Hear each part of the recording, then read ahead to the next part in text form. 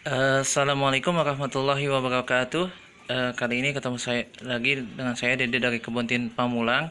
Kali ini kita akan coba membagikan sedikit pengetahuan ya tentang ini pupuk cair atau yang lebih dikenal sekarang ini dengan nama ekoenzim. Ini bisa banyak manfaatnya, nanti teman-teman bisa di share, bisa di ini aja dicari di googling, itu banyak kok yang bahas tentang ekoenzim. Ini kita salah satunya kita mau bikin pupuk untuk tanaman.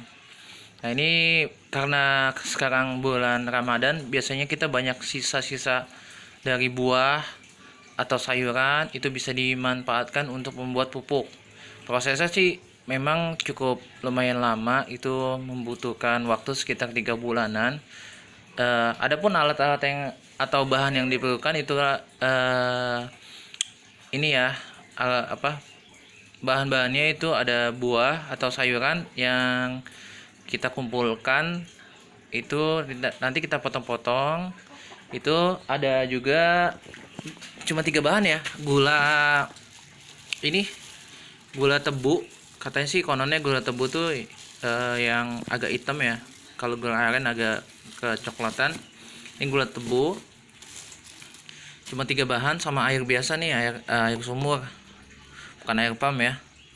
Untuk takarannya bisa dipakai ini, kalau teman-teman punya kayak gini bekas blender atau alat ukur takarannya, karena ada perbandingan, ada rumusannya berdasarkan ini ya, senior-senior yang telah bikin ekoenzim itu ada rumusannya. Jadi kita akan terangin ini, kalau buah itu biasa patokannya itu buah ada 3:1:10. Ini 3 itu bisa 3 kilo. Kalau misalnya kita punya 3 kilo sayur atau buah, itu kita cacah-cacah. Yang pasti ini ya, jangan ada daging atau apa. Jadi di buah yang kita cuci, kita bersihin sayuran. Nah ini bisa kita masukkan. Nah itu 3 kilo itu membutuhkan gula itu sekitar 1 kilo, 1 kilo gula merah dan 10 liter air. Kalau untuk gula merahnya itu sekarang sih pasarannya 17.000 ya. Kalau di sini sih 17.000.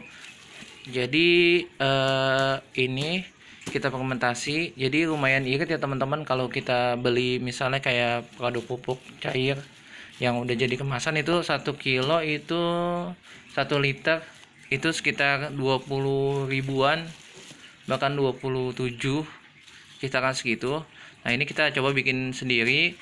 Ini kan kita hanya modal ini aja ya, gulanya. Kalau biaya produksinya gulanya aja, kita modal gulanya. Nanti juga kita akan ada ini ya, bahannya ini ada ini alat ember, terus ada karet ini, karet ban ini untuk ngikat. Soalnya kalau ada yang tutupnya bisa langsung pakai tutup. Ini ada plastik buat nutupin, jadi kedap anak Arab ya, tanpa udara. Jadi ini begini. Kalau ini tali bisa kita dapat di tukang ini ya, tambal ban biasanya jualin ini sekitar 1.000 per tali, atau kalau punya kita bisa potong aja bikin sendiri. Jadi paling bahan baku yang kita beli hanya gula merah. Kalau bahan itu kan bekas, kita bisa ngumpulin dari penjual buah atau ini. Biasanya banyak sih kalau bulan puasa ini. Nah ini ini jadi perbandingannya, jadi dapat 10 liter ya kalau untuk 1 kilonya. Jadi 1 liternya itu cuma kena sekitar 1.700 biayanya. Nanti untuk aplikasinya ke ini, ke tanaman, itu sekitar 1:1000. Larutan kayak pupuk biasa ya. Nah ini contohnya, ini yang udah beberapa hari kita bikin. Mudah-mudahan ini berhasil. Jadi teman-teman, indikasi berhasil biasanya ada jamurnya, nanti ada mama enzimnya yang kayak jelly itu, mama jelinya ya. Ini bisa kita tanggalin. Ini kita tanggalin 3 bulan kemudian baru kita panen. Ini kita tanggalin. Ini proses pembuatannya ini kisaran waktu itu ini tanggal 21 bulan 4 2020. Berarti nanti kita panen sekitar bulan Juli tanggal 21-nya juga 2020 ya. Nah, ini ada kita aduk-aduk kayak gini. Ini baunya enak, teman-teman. Nah, nanti dia akan ngegelembung ya. Kalau akan ngegelembung karena ada udaranya yang kita akan buang. Ini baunya kayak kolak ya. Baunya enak, wangi. Ini sayuran.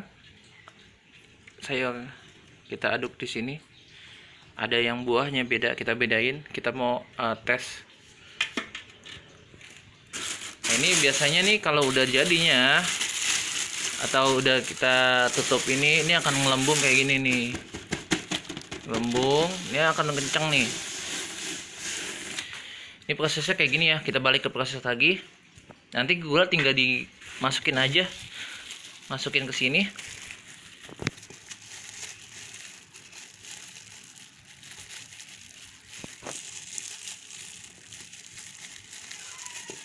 Nah, seperti ini.